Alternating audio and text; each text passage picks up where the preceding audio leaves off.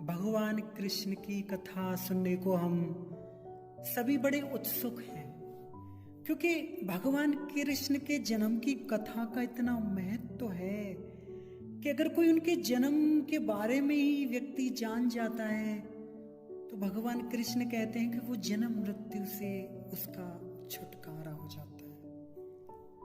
तो हम सभी बड़े उत्सुक हैं, तो आप सभी बड़े प्यार से भगवान की वो कथा आप श्रवण कीजिए।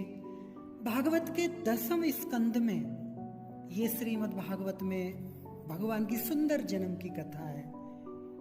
भागीरथी गंगा के तट पे जब कथा सुनते सुनते 3 दिन 3 रात हो गए, परीक्षित जी को और सुखदेव जी सुना रहे हैं। तो सुखदेव जी कुछ बोले उससे पहले ना परीक्षित जी के हृदय में जिज्ञासा उठी और कहते हैं परीक्षित जी सुखदेव को, कथितो वंश विस्तारो भवता सोमसूर्यो राज्ञा चोभया वंश्याना चरितम परमाद्भुतम। हे सुखदेव जी, आपने मुझे सूर्यवंश और चंद्रवंश में जितने जो राजा हुए उनके सुंदर आपने कथा सुनाई उनकी। अब मैं जो यदुवंश, जो यदुकुल में जन्म लेने वाले भगवान श्री कृष्ण की कथा सुनना चाहता हूं। आप मुझे उस भगवान की कथा मुझे विस्तार से सुनाइए, क्योंकि उन भगवान की कथाएं सब लोग इस संसार में सुनना चाहते हैं। जो लोग मुक्त हो चुके हैं, मुक्त कौन, जैसे सनकादिक ऋषि जो हमेशा भगवान की कथाएं सुनते हैं, जो मुक्त हो चुके हैं फिर भी, और जो मुक्त होना चाहते हैं, जो मुमुक्षु लोग होते हैं, वो भी भगवान की कथाएं सुनना बहुत उनको अच्छा लगता है। और संसार के विषयी भोग, जो संसार में फंसा हुआ जीव भी भगवान की कथा सुनना चाहता है, क्योंकि कृष्ण कथाएं संसार से मुक्त होने के लिए बंधुओं एक औषधि के समान है और मन को, हमारे जो हृदय को ना आनंद देने वाली है। इसलिए इस दुनिया में कौन है जो कृष्ण कथा सुनना नहीं चाहेगा? ऐसे कौन है जो नहीं सुनेगा? परीक्षित जी कहते हैं हाँ, एक टाइप के लोग हैं जो नहीं सुनते कथा भगवान की, जिनका हृदय कसाई है, जिनका हृदय कठोर है, पत्थर दिल है, जिनके अंदर कोई भाव नहीं है, कोई प्रेम नहीं है। तो सब लोग कथा सुनना चाहते हैं, सुनेंगे, परंतु ऐसे लोग नहीं सुन पाते। तो परीक्षित महाराज बहुत सुंदर जिज्ञासा उन्होंने की। तो परीक्षित जी कहते हैं कि आप हमें उन कृष्ण की कथा सुनाइए जिन कृष्ण ने हमारे जो पिता में, यानी कि जो पांडव, जिन्होंने हम पांडवों की रक्षा की। क्योंकि आज कृष्ण नहीं होते ना तो पांडव नहीं होते, क्योंकि आपको पता है उस दुर्योधन की जो सेना, कौरव, कितनी विशाल समुद्र के समान सेना थी और पांडवों की सेना कितनी थी, छोटी सी नदी नाले के समान थी। उस दुर्योधन की सेना में पिता में भीष्म, दुर्योधन, कर्ण, जयद्रथ जैसे बड़े बड़े योद्धा खड़े थे, और पांडवों की सेना में गिने चुने लोग थे। तो परीक्षित जी कहते कि धन्य है कृष्ण जिनकी कृपा से समुद्र के समान जिस कौरव सेना को जीतना इतना मुश्किल था, उन कृष्ण की कृपा से हमारे जो पिता में जो पांडव गण हैं उस समुद्र को वैसे ही पार करके जैसे भागवत में लिखा है, बरसात की ऋतु में गाय की खुर से बने हुए खड्डे को छोटे छोटे बच्चे खेल खेल में कूद जाते हैं, वैसे ही पार कर गए। और परीक्षित कहते हैं कि और ज्यादा क्या बताऊं सुखदेव जी, आज जो मैं आपके सामने बैठा हूं ना, ये जो मेरा शरीर है, ये शरीर भी उन श्री कृष्ण का दिया हुआ प्रसाद है। मैं तो अपनी माता के गर्भ में ही मर चुका था, उत्तरा के गर्भ में जब अश्वत्थामा ने ब्रह्मास्त्र छोड़ा था। लेकिन धन्य है वो कृष्ण जिन्होंने गर्भ में ही मेरी रक्षा की। तो आप हमें उन श्री कृष्ण की कथा सुनाइए। सुखदेव जी कहते हैं, परीक्षित, भगवान श्री कृष्ण की कथा तो समुद्र के समान है, आप क्या सुनना चाहते हो? परीक्षित कहते हैं, पहले तो महाराज आप मुझे बलराम जी के बारे में बताइए।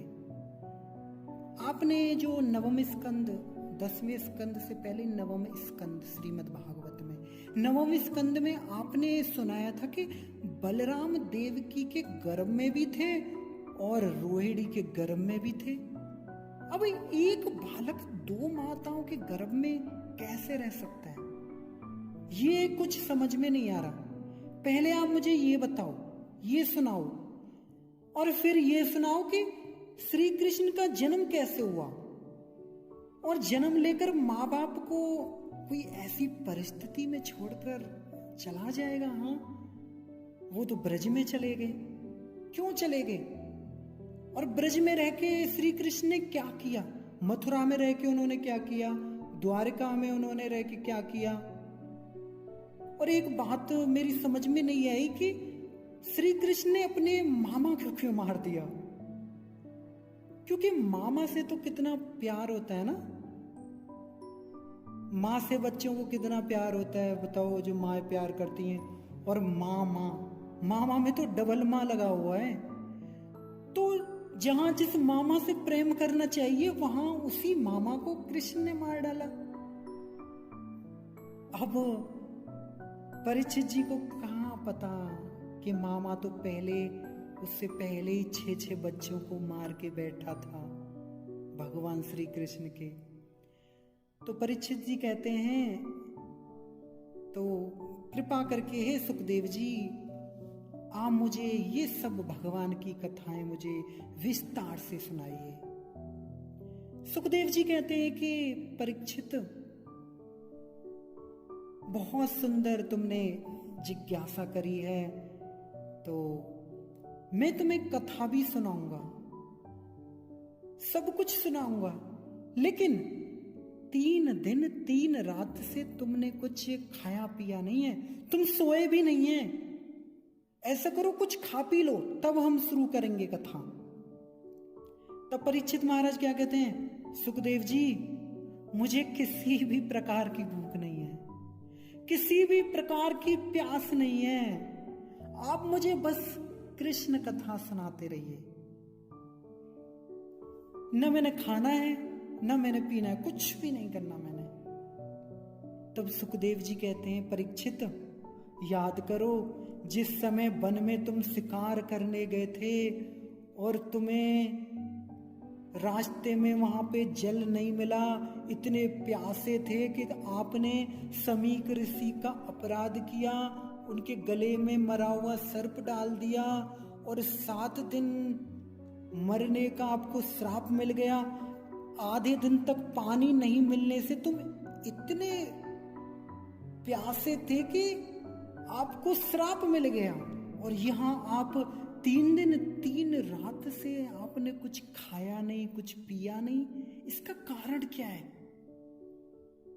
तब परीक्षित जी कहते हैं, हे सुखदेव जी, आपके श्री मुख से जो झरने की तरह ये जड़ जो झरता हुआ जो कथामृत का जो पान है ना, इसमें इतना आनंद है, इतना आनंद है। अरे आप बताइए, जिस आदमी को अमृत मिल रहा हो, वो भी भगवान की कथामृत अमृत पान पीने को मिल रहा हो, तो वो साधारण पानी कैसे मांग सकता है? उससे पानी की प्यास कैसे लग सकती है जो कथामृत का पान कर रहा है? तो महाराज, भगवान की कथा तो अमृत है। मुझे साधारण पानी की प्यास नहीं है। बस ना मुझे खाना है ना मुझे सोना है, बस आप मुझे कृष्ण कथा का पान कराइए। तो सुखदेव जी कहते हैं, परीक्षित, आपकी जिज्ञासा से मैं बहुत प्रसन्न हो गया हूं। तो सुखदेव जी कहते हैं, भूमि द्रप्त नृप व्यास दैत्यानीक सातायुत आक्रांता भूरि भारेण ब्रह्माणं शरणं ययो। कि हे परीक्षित, द्वापर युग के अंत में बहुत राजा हुए, महाराजा हुए, जो मतलब सारे गलत संगति को प्राप्त हो गए। आसुरी भाव उनके अंदर आ गया और राजाओं को गलत आचरण करने लगे। वे मतलब असुरों जैसा उनका हृदय हो गया। भक्त लोग थे, उनकी भक्ति बंद करा दी। जो साधक लोग साधना करते थे, साधना बंद करा दी। ऋषि मुनि ध्यान करते थे, उनका ध्यान भंग करा दिया। गायों को वध करने लगे, हिंसा करने लगे पृथ्वी पर। तो चारों तरफ मतलब पृथ्वी पर आतंक ही आतंक था। तो ये जो पृथ्वी देवी है वो बहुत दुखी हुई, बहुत। तो ज्यादा पाप की वजह से वो बहुत आक्रांत हो गई। पृथ्वी को बहुत कष्ट हुआ और अपना दुख लेकर पृथ्वी देवी जो है वो ब्रह्मा जी की शरण गई। कैसे गई वो? गाय का रूप बना के रोते हुए ब्रह्मलोक में गई। अब वहां पे उन्होंने अपना दुख बताया ब्रह्मा जी को। तो ब्रह्मा जी कहते हैं कि हे देवी, तुम्हारा जो छोटा मोटा दुख होता तो मैं ठीक कर देता, मैं कुछ कर सकता था, पर इतना बड़ा दुख ये तो एकमात्र भगवान ही दूर कर सकते हैं। मैं तुम्हें भगवान के पास लेके जाऊंगा। अब ब्रह्मा जी जानते हैं कि भगवान को प्रकट करने के लिए क्या करना पड़ता है, कीर्तन करना पड़ता है भगवान को प्रकट करने के लिए। क्योंकि हम सबको पता है कि भगवान कीर्तन से ही प्रकट होते हैं। भगवान जैसे नारद जी को बताते हैं, भगवान मदगत्वा निवर्तन्ति, यानी कि मद भक्ता यत्र गायन्ति, मेरे जो भक्त हैं जहाँ मेरा कीर्तन करते हैं, मेरे भजन गाते हैं, तो मैं केवल वहीं रहता हूँ, मैं वहीं प्रकट हो जाता हूँ।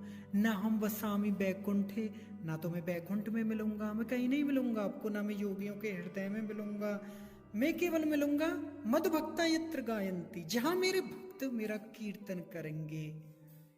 तो ब्रह्मा जी कहते हैं कि इसलिए भगवान को प्रकट करने के लिए कीर्तन करना पड़ेगा। ब्रह्मा जी ने क्या किया? सारे देवताओं को बुलवाया। बहुत वहां पे सुंदर कीर्तन हुआ, देवी देवता सारे प्रसन्न हो गए। तो वहां पे भगवान भी प्रकट हुए। तो भगवान ने ब्रह्मा जी को कहा कि ब्रह्मा, उन्होंने बोल दिया कि हे ब्रह्मा, आप जिस कार्य के लिए आए हो मैं सब कुछ जानता हूं, आप चिंता मत करो, मैं जल्दी ही अवतार लूंगा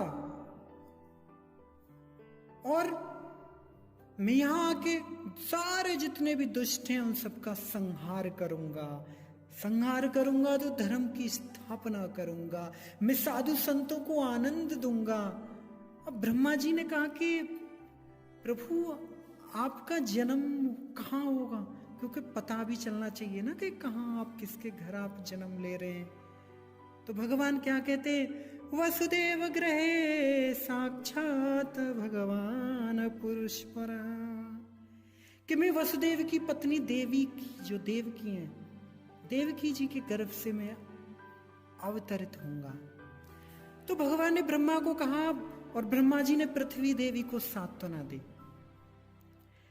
कि आप अब सभी लोग अपने अपने स्थान पर जाइए और भगवान का आप इंतजार कीजिए, भगवान जरूर, उन्होंने बोला है कि वो वसुदेव जी के यहाँ पे देवकी जी के गर्भ से जन्म लेंगे। तो सारे देवता फिर अपने अपने स्थान पे चले गए, सब भगवान के आने की राह देखने लगे। तो सुखदेव जी कहते हैं कि हे परीक्षित,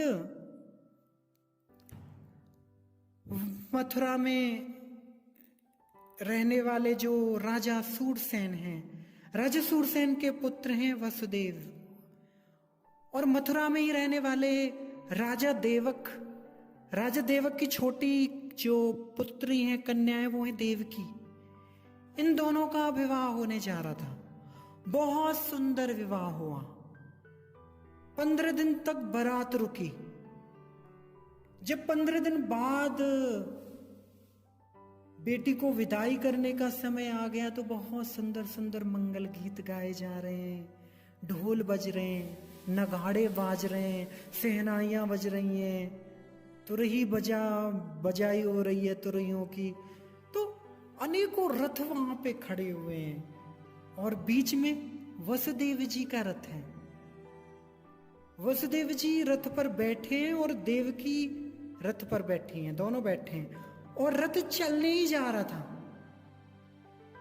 उसी समय पर देवकी का एक चचेरा भाई, यानी कि उसका नाम कंस, देवक है उनके बड़े भाई थे उग्रसेन, उग्रसेन का पुत्र है कंस। तो उनका वो चचेरा भाई लगा। तो कंस ने देखा कि मेरी बहन की विदाई हो रही है, तो कंस का जो हृदय है ना वो प्रेम से भर गया, मतलब हृदय। और कंस ने कहा कि सारथ जो रथ चलाने वाला के हटो, मैं ये रथ चला के अपनी बहन को विदा करके आऊंगा। उसने क्या किया, सारथी को नीचे उतार दिया और खुद रथ को चलाने लगा। कंस जैसे ही रथ ले जा रहा था तो अब देवलोक है ऊपर। अब तो देवलोक में सारे देवता मतलब गुस्सा हो गए कि अरे ये तो भगवान के भक्तों, इसका तो हृदय ही पिघल गया, इस असुर का, इस राक्षस का, कंस का। क्योंकि हम सबको पता है कि जो भगवान के भक्तों की सेवा करता है भगवान उसको थोड़ी ना मारेंगे, भगवान तो उससे प्रेम करेंगे। और ये तो भगवान के भक्तों की सेवा कर रहे हैं। अब तो सारे देवता लोग बड़े गुस्से हो गए कि ये तो बहुत गलत कर रहा है। तो सारे देवताओं ने ना मिलके आकाशवाणी कर दी और आकाशवाणी से वो देवता लोग कह रहे हैं, अरे मूर्ख, तू जिस रथ को चलाते जा रहा है ना, उसकी 8वीं जो संतान है वो तेरी मृत्यु का कारण बनेगी। बस अब तो कंस को बस इतना सही सुनना था। कंस ने जो है वो लगाम छोड़ दी। एक हाथ से उसने क्या किया, देवकी का हाथ पकड़ लिया, दूसरे हाथ से उसने तलवार अपनी म्यान से खींच ली और देवकी को मस्तक काटने वाला था। वसुदेव जी पैरों में गिर पड़े। वसुदेव जी कहते हैं, महाराज ये आप क्या कर रहे हैं? आप अपनी बहन को मारोगे? अरे तुम्हारी कीर्ति चली जाएगी, तुम्हारा क्या नाम होगा तुम्हारा, है? अरे एक तो ये बेचारी स्त्री है, ऊपर से तुम्हारी बहन है, और ऊपर से आज इस बेचारी का विवाह का दिन है, और ऐसे अवसर पर तुम अपनी बहन को मारोगे?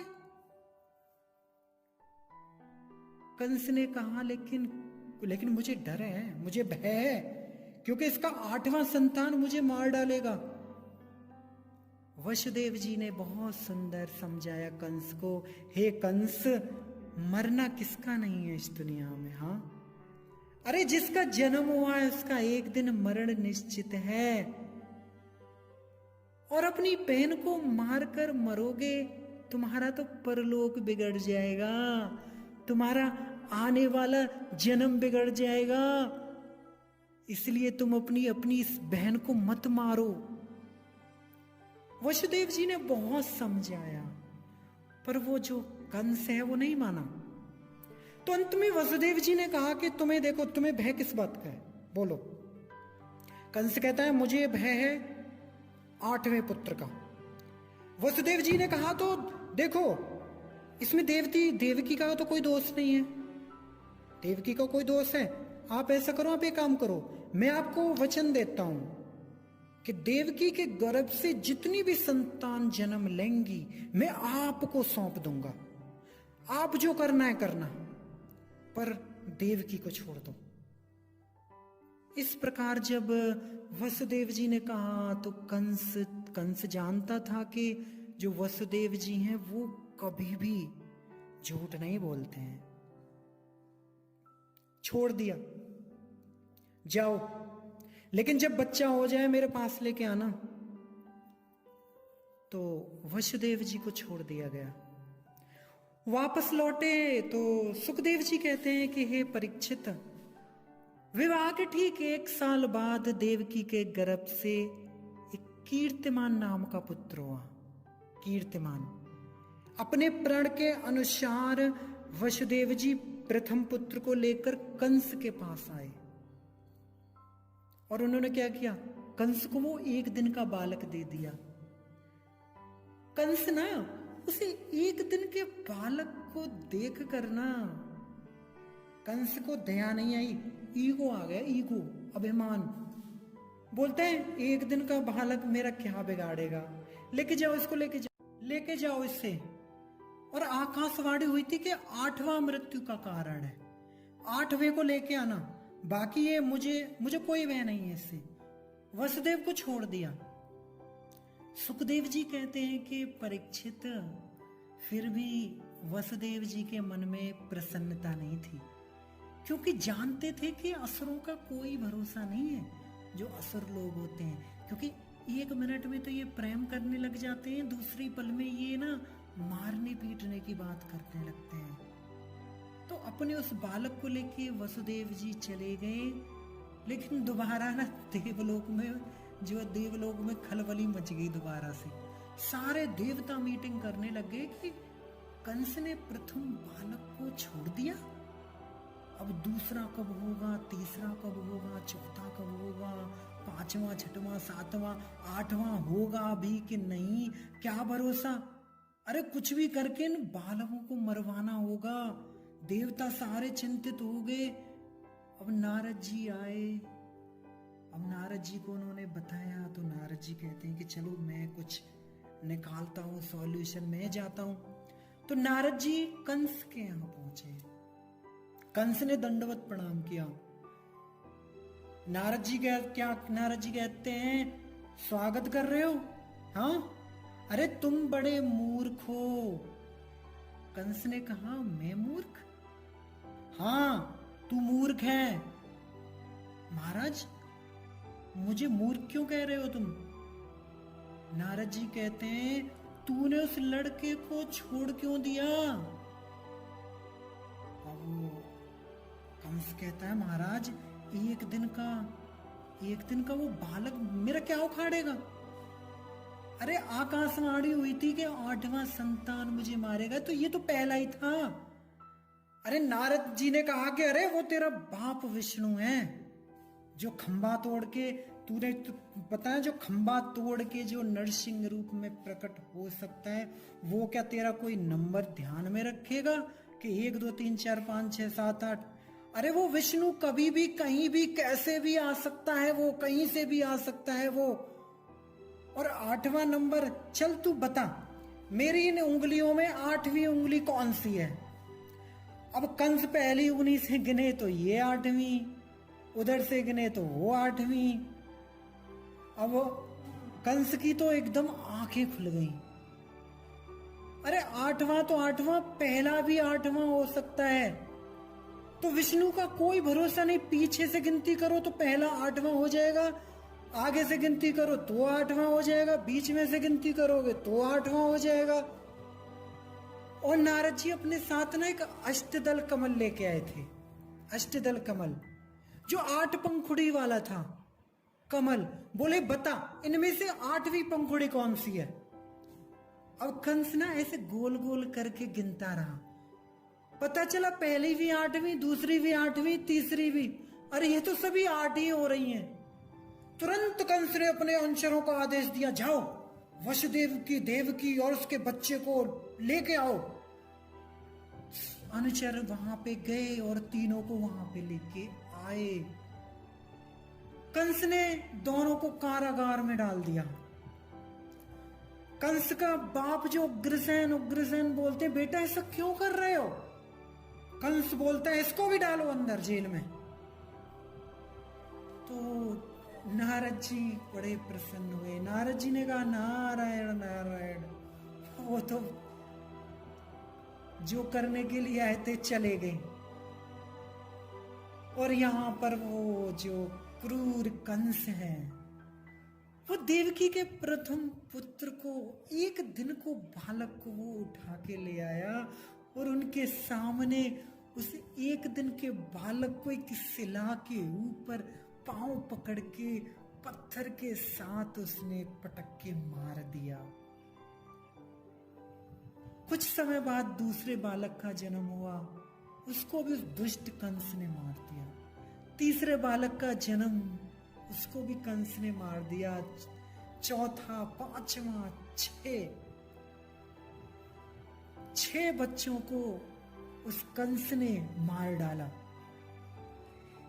देवकी और वसुदेव को ना बहुत कष्ट हुआ, बहुत दुख हुए वो।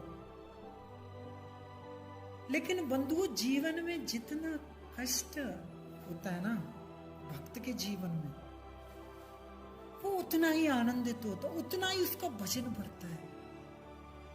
जैसे जैसे वसुदेव जी के जीवन में, देवकी जी के जीवन में जितना कष्ट बढ़ा ना, उनका साथ ही साथ जो है वो उनका भजन भी बढ़ने लगा।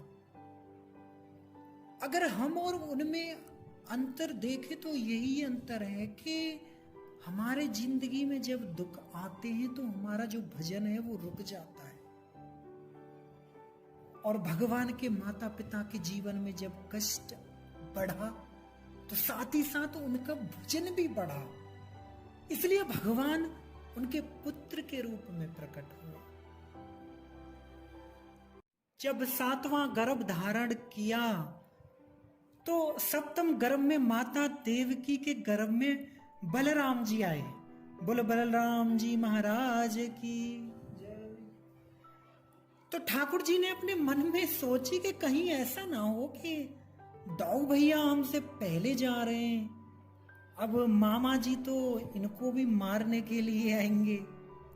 अब दाऊ भैया अब ये मरने वाले तो है नहीं, अब मामा इनको मारने आवेगो वाते पहले कहीं यही ना कि यही मामा को ना मार दे। कहीं ठाकुर जी बोले यदि मामा ही मर गो तो फिर जाके मैं क्या करूंगा भैया। तो बोले पहले इनको कहीं ट्रांसफर करो। तो उन्होंने योग माया देवी जी को आज्ञा दी कि हे योग माया, तुम जाओ और जाके सबसे पहले एक काम करो कि देवकी के जो 7वां गर्भ है, 7वें गर्भ को रोहिणी के गर्भ में डाल दो। रोहिणी भी वसुदेव जी की पत्नी है। तो तुम जाके ना सीधा गोकुल में जाओ, नंद बाबा की पत्नी यशोदा मैया के गर्भ से तुम कन्या बनने की तैयारी करो। तुम कन्या बनकर आना, यशोदा के गर्भ में बैठ जाओ। तो योग माया ने ऐसा ही किया। योग माया ने क्या किया, सप्तम गर्भ को जो है वो पहुंचा दिया। तो वहां पे सुंदर बलराम जी का वहां पे जन्म हुआ। अब मथुरा में ये हल्ला हो गया कि सप्तम गर्भ जो है वो देवकी का वो नष्ट हो गया। किसी को पता नहीं चला कि देवकी का वो 7वां लाला रोहिणी का बन के आ गया है। वो रोहिणी जी के गर्भ में है, वो रोहिणी जी से पैदा हो चुका है। तो कंस को लगा शायद मां के पेट में ही मर गया होगा। कंस अब तो सावधान हो गया, क्योंकि मेरा शत्रु आने वाला है। अब मैं किसी भी प्रकार की असावधानी नहीं छोड़ सकता। पूरा एकदम सावधान हो गया कंस। देवकी वसुदेव को पकड़ के जेल में डाल दिया। हाथ पैरों में हथकड़ी पहना दी। इससे भी उसको संतोष नहीं हुआ तो कारागार के द्वार पर मोटे मोटे ताले लगा दिए। इससे भी संतुष्ट नहीं हुआ तो उस कंस ने चारों ओर हाथी घोड़ों जैसी चतुरंगनी सेना लगा दी कि मेरा शत्रु मुझे मारने न पाए। तो ये तो हम सब भक्त लोग जानते हैं कि भगवान को आने से कौन रोक सकता है? कोई रोक सकता है? अरे भगवान के भक्त तो जहां होते हैं भगवान वहीं प्रकट होते हैं। जहां भक्त बुलाते हैं भगवान वहीं चले आते हैं। चाहे वो जेल हो, चाहे वो खंबा हो, कैसा भी स्थिति हो, भक्त जहां बुलाए भगवान वहां प्रकट हो जाते हैं। तो मन है आनक दुंदुभि, यानी कि वसुदेव जी के मन द्वारा जो है वो देवकी जी के गर्भ में प्रवेश कर गए। देवकी के वसुदेव जी के मन द्वारा भगवान। तो अब देवता लोग हैं जो वो भगवान की बड़ी सुंदर सुंदर स्तुति कर रहे हैं, क्योंकि देवताओं को पता चला कि भगवान ने देवकी के गर्भ में भगवान अवतरित हो चुके हैं। तो वहां पे वो गर्भ स्तुति करने लगे। सारे देवता लोग आए। सत्यव्रतम सत्य परम त्रिसत्यम सत्यस्य ओनि निहितम च सत्य सत्यस्य सत्यामृत सत्यनेत्रम सत्यातकमकं त्वां शरणं प्रपन्ना। तो देवता लोग जो हैं वो भगवान की बहुत उन्होंने सुंदर स्तुति करी भगवान की। जब वो स्तुति कर रहे हैं तो देवता लोग कहते हैं कि हे भगवान, आप कोई पहली बार थोड़ी ना आ रहे। अरे आप तो कभी मत्स्य बनकर आते हो, कभी आप नरसिंह बनकर आते हो, कभी आप वराह बन के आते हो। तो कितने कितने रूपों में आपने कितनी कितनी बार अवतार लिया है। परंतु ये भगवान इस बार जो आपका अवतार है ना प्रभु, हमारी तो किस्मत खुल गई। क्यों? क्योंकि अब की बार तुम नरसिंह वरानी, अब की बार तो तुम मुरली मनोहर रूप में आ रहे हो। तो देवता लोग सारे गदगद हो गए। बंधु वो सुंदर समय आ गया। अथ सर्वगुणोपेते काले परम शोभना। यानी कि सुखदेव जी कहते हैं कि हे परीक्षित, आज जो काल भी वो बहुत सुंदर रूप धारण कर प्रकट हो गया। और देखो बड़ी बात, देखो जब संसार का कोई व्यक्ति आता है ना संसार में, तो संसार के लोग ही उसका स्वागत करते हैं। पर जब भगवान के लिए ऐसा नहीं है। बोले जब हमारे ठाकुर जी आते हैं, जब भगवान इस संसार में आते हैं, तो केवल संसार के लोग ही नहीं, सारी प्रकृति भगवान का स्वागत करती है। मंदम मंदम जलधरा, यानी कि परीक्षित को कहते हैं सुखदेव जी कि हे परीक्षित, अब सारा जो समस्त जो शुभ गुण है, शुभ गुण जितने भी है, सारे गुणों से युक्त जो मौसम है वो बहुत सुहावना हो गया। रोहिणी नक्षत्र आ गया। आकाश के सभी नक्षत्र ग्रह तारे बड़े शांत सौम्य हो रहे थे। दिशाएं एकदम प्रसन्न थी। और जो आकाश है, आकाश में तारे डगमगा रहे थे।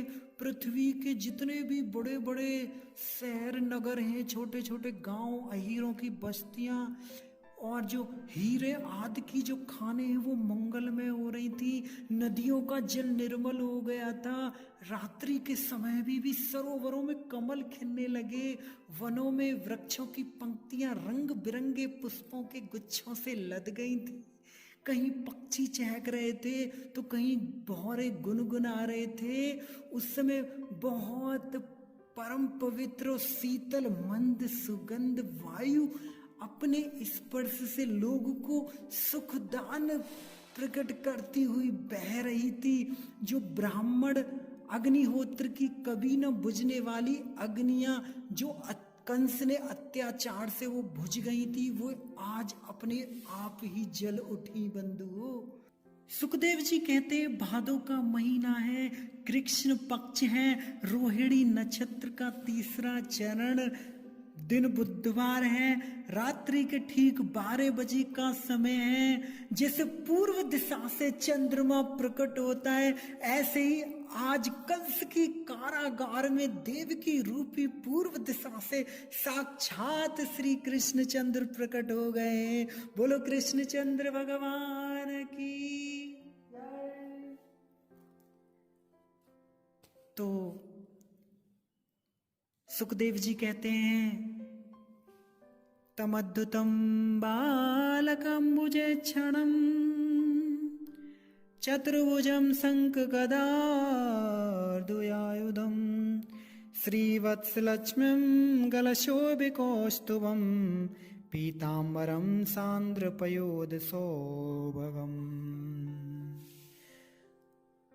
तो जब भगवान प्रकट हुए, कैसा बड़ा अद्भुत रूप है। शंख चक्र गदा पद्म धारण करके भगवान प्रकट हुए, तो वसुदेव और देवकी रोते हुए भगवान की सुंदर स्तुति करते हैं। अंत में भगवान कहते हैं कि देखो महाराज वसुदेव जी, अगर आपको इतना भय लग रहा है कंस से, तो आप ऐसा करो, मुझे पता है कि आप बहुत दुखी हो, क्योंकि आपके 6 बच्चे वो मार चुका है, बड़ा पापी है, और आपको अगर थोड़ा सा भी भय हो तो अभी आपके पास ये मौका है कि मैं आपको रास्ता बता देता हूं, आप मुझे गोकुल छोड़ाओ। वसुदेव जी तो तैयार हो गए थे, पर देवकी ना थोड़ा उदास थी, वो रोने लगी देवकी। भगवान कहते हैं माता आप बोलो, आपकी कोई इच्छा हो तो बोलो, आप क्यों ऐसे रो रहे हो। तो देवकी जी कहती हैं ठीक है प्रभु, आप जाना चाहते हैं तो जाओ, पर मेरे अंदर ना केवल एक ही भाव था कि जब आप मेरे गर्भ से आओगे तो मैं आपको अपना दूध पिलाऊंगी। अब ठाकुर जी बोलते थे कि हम तो आ गए हैं माते, अब हमारी इच्छा पूरी करो अपनी जो भी है, हम तो दूध पीने वाले हैं, आप पिलाओ हमको। तो देवकी माता कहती हैं कि प्रभु पहले आप दूध पीने वाले तो बनो, अरे बच्चे बनो पहले आप तो शंख चक्र गदा ये 4 भुजा खड़ी करके नारायण बन के खड़े हो, अरे छोटे से लाला बनो तो मैं दूध पिलाऊं आपको। तो तुरंत भगवान ने अपने 2 हाथ छिपा लिए, छोटा सा बालक रूप बन के वो माता की गोद में विराजमान हो गए। बुलबाल कृष्ण लाल की। तो थोड़ी देर बाद लड़ा के बहुत प्यार किया देवकी वसुदेव जी ने, तो वसुदेव जी ने ले लिया कन्हैया को। और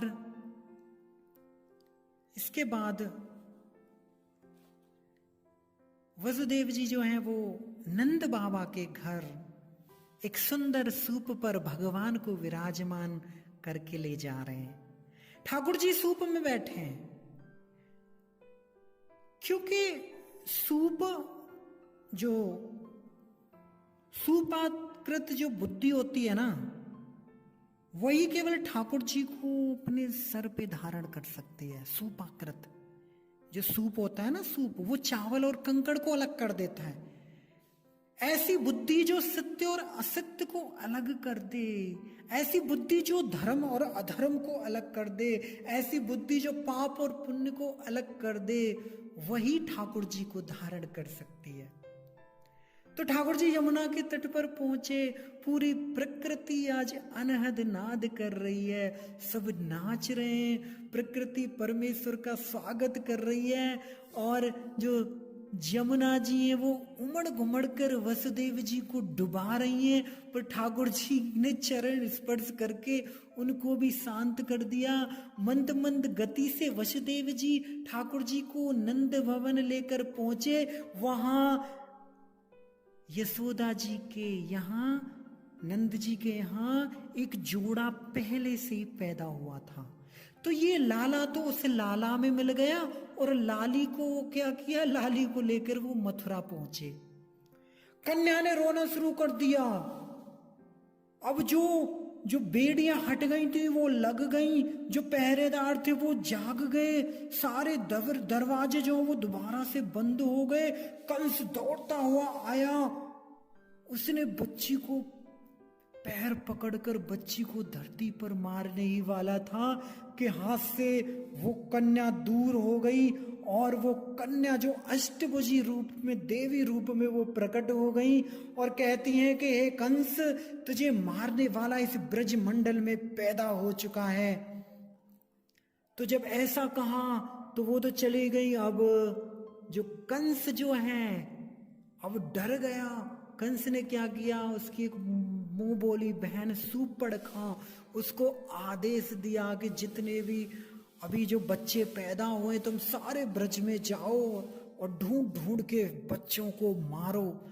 तो वहां तो कंस ऐसी अपनी जो है वो बातचीत चल रही है उनकी पूतना के साथ। और इधर जो गोकुल में हम चलते हैं, जो गोकुल में क्योंकि नंद महाराज हैं और यशोदा मैया, नंद महाराज काफी बूढ़े हो गए लेकिन कभी ना इनके यहाँ एक भी बच्चा नहीं हुआ। बड़े उदास थे। एक बार इनके घर कुछ संत आए थे, उन्होंने आशीर्वाद दिया था इनको, तो उसी आशीर्वाद को फलीभूत करने के लिए आज वो उत्सव, वो टाइम, वो समय आने वाला है जब दूसरा दिन जब सुबह हुई तो नंद बाबा जब उठकर देखते हैं कि सुंदर लाला का जन्म हुआ है। इतनी लंबी उम्र के बाद एक सुंदर बालक का जन्म, ब्राह्मणों को बुलाया, स्वस्ति वाचन कराया, 2 लाख गायें दान की। यह सुनकर ब्रजवासियों को जब पता चली कि ठाकुर जी आ गए हैं, जन्म ले लिया है, बच्चा हुआ है, तो सारे ब्रजवासी गण सुंदर वस्त्र आभूषण पहनकर कृष्ण के लिए सुंदर भेंट लेकर नंद बाबा के द्वार पे आए। और आज नंद के घर पर सुंदर आनंद हो रहा है। तो आज हम भी कुछ थोड़ी देर के लिए आनंद लेते हैं। बोल कृष्णचंद्र भगवान की जय।